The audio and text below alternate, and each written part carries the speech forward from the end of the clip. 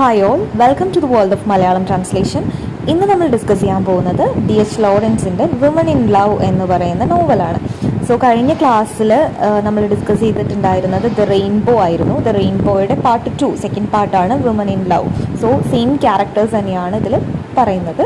കുറച്ച് ആളുകൾ വ്യത്യാസപ്പെടുന്നുണ്ട്, കുറച്ച് ക്യാരക്ടേഴ്സ് അധികം വരുന്നുണ്ട്, എങ്കിലും മെയിൻ ക്യാരക്ടർ എന്ന് പറയുന്നത് അർസോളയാണ്. ഓക്കെ, സോ ക്യാരക്ടേഴ്സിനെയൊക്കെ നമുക്ക് നോക്കാം. So first one is Ursula. അർസോളയുടെ സിസ്റ്ററെ കുറിച്ച് പറയുന്നുണ്ട്.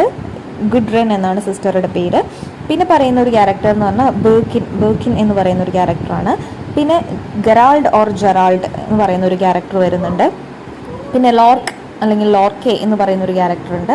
ഇതൊക്കെയാണ് അതിൽ ഇമ്പോർട്ടൻ്റ് ആയിട്ട് വരുന്ന ക്യാരക്ടർ. സോ നമ്മുടെ സെക്കൻഡ് പാർട്ട് സ്റ്റാർട്ട് ചെയ്യുന്നത് അർസോളയുടെ സിസ്റ്ററും അതുപോലെ അർസോളയും തമ്മിലുള്ള ഒരു സീനിലൂടെയാണ്.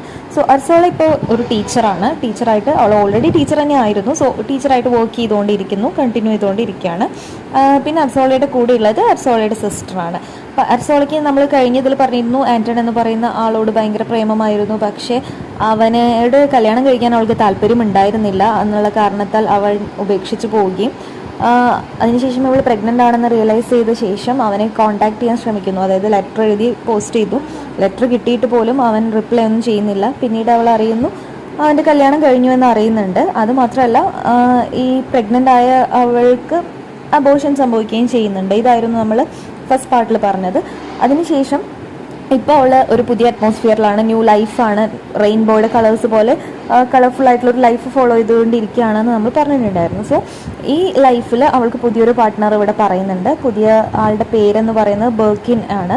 ബേർക്കിൻ എന്ന് പറയുന്ന ഒരാളോടാണ് അവൾക്ക് ഇപ്പോൾ അടുപ്പമുള്ളതായിട്ട് പറയുന്നത്.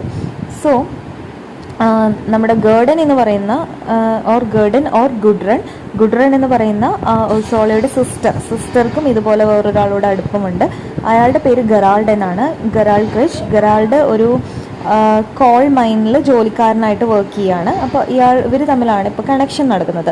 സോ അർസോളയുടെ ന്യൂ ലവർ എന്ന് പറയുന്നത് ബേർക്കിനും അതുപോലെ ഗുഡ്രൻ്റെ ലവർ എന്ന് പറയുന്നത് ഗെറാൾഡുമായിരുന്നു. അപ്പോൾ അർസോളയുടെ ലവറായിട്ടുള്ള ബേർക്കിന് വേറൊരാളോട് കൂടെ ഇഷ്ടമുണ്ട്. അയാളുടെ പേര്, ആ സ്ത്രീയുടെ പേര് ഹെർമിയോൺ എന്നാണ്. അപ്പോൾ ബെർക്കിന് ഓൾറെഡി അർസോളയുണ്ട്, അതല്ലാതെ വേറൊരാളെന്ന് പറയുന്നത് ഹെർമിയോൺ ആണ്. അപ്പോൾ ഇത് അർസോളയും അറിയും, ഹെർമിയോണും അറിയും. സോ നമുക്ക് ചിന്തിക്കാമല്ലോ, ഒരു പാർട്ട്ണർക്ക് രണ്ട് പേര് ഉണ്ടായിക്കഴിഞ്ഞാലുള്ള ഒരു ഓട്ടോമാറ്റിക്കലി വരുന്ന വഴക്ക്, അത് ഹെർമിയോണും ഉർസോളയും തമ്മിൽ അവിടെ സംഭവിച്ചു. അതായത് ഇവർ തമ്മിൽ ഭയങ്കര അടിയൊക്കെ ഉണ്ടാകുന്ന ഒരു സീനൊക്കെ ഉണ്ട്. അപ്പോൾ ഹെർമിയോണിന് ദേഷ്യം വന്നിട്ട് ഹെർമിയോൺ ബെർക്കിനെ വരെ അറ്റാക്ക് ചെയ്യാനായിട്ട് ശ്രമിക്കും. അത്രത്തോളം ദേഷ്യം വരും. കാരണം ഒരേ സമയം ചതിച്ചുകൊണ്ടിരിക്കുകയാണല്ലോ, അതുകൊണ്ട് തന്നെ അറ്റാക്ക് ചെയ്യാനായിട്ടൊക്കെ വരുന്ന ഒരു സീനും ഇവിടെ പറയുന്നുണ്ട്. അതിനുശേഷം കുറച്ച് ദിവസങ്ങളൊക്കെ കഴിയുന്നു, ഇവരുടെ പ്രോബ്ലംസ് ഒക്കെ കോംപ്രമൈസ് ആകുന്നു. അതിനുശേഷം ഈ ഗെറാൾഡിൻ്റെ വീട്ടിൽ ഒരു ഫംഗ്ഷൻ നടക്കുകയാണ്. അപ്പോൾ ഗെറാൾഡ് ആരാണെന്ന് ഞാൻ ഓൾറെഡി പറഞ്ഞിട്ടുണ്ടായിരുന്നു. ഗെറാൾഡ് ഗുഡ്രൻ്റെ ലവറാണ്. സോ ഗെറാൾഡിൻ്റെ വീട്ടിലൊരു ഫംഗ്ഷൻ നടക്കുകയാണ്. അപ്പോൾ ഈ ഫംഗ്ഷന് ഉർസോളയും അതുപോലെ തന്നെ നമ്മുടെ ഗുഡ്രനും ഒക്കെ പോയിട്ടുണ്ട്. സോ ഗെറാൾഡിൻ്റെ വീട്ടിലിങ്ങനെ ഫംഗ്ഷൻ നടക്കുന്ന സമയത്ത് ഗെറാൾഡിൻ്റെ സിസ്റ്ററായിട്ടുള്ള ഡയാന അവിടെ ഒരു പൂളിൽ മുങ്ങി മരിക്കുന്നു. അപ്പോൾ പൂളിൽ വീഴുന്ന സമയത്ത് അവളെ രക്ഷിക്കാനായിട്ട് ഒരു ഡോക്ടറൊക്കെ എടുത്ത് ചാടുന്നുണ്ട്.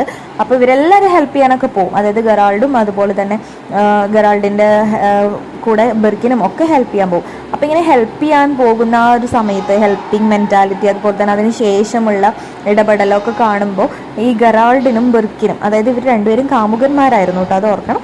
ഈ ഗെറാൾഡിനും ബെർക്കിനും പരസ്പരം ഒരു അട്രാക്ഷൻ തോന്നും. അതായത് ഇവർക്ക് പരസ്പരം ഒരു ഹോമോസെക്ഷൽ ആ ഒരു രീതിയിൽ ഇവർക്കൊരു അട്രാക്ഷൻ തോന്നുന്നു എന്ന് ഇവിടെ പറയുന്നുണ്ട്. ഇപ്പോൾ ഇത്രയും ഭാഗം പറഞ്ഞപ്പോൾ തന്നെ നമുക്ക് മനസ്സിലായിട്ടുണ്ടാവും എന്തുകൊണ്ടാണ് D.H. ലോറൻസിൻ്റെ ഈ നോവൽ ബാൻ ചെയ്തത് എന്നുള്ളത് നമുക്കറിയാൻ സാധിക്കും. സോ അതവിടെ ഒരു വശത്ത് ഇങ്ങനെ നടന്നുകൊണ്ടിരിക്കുകയാണ്.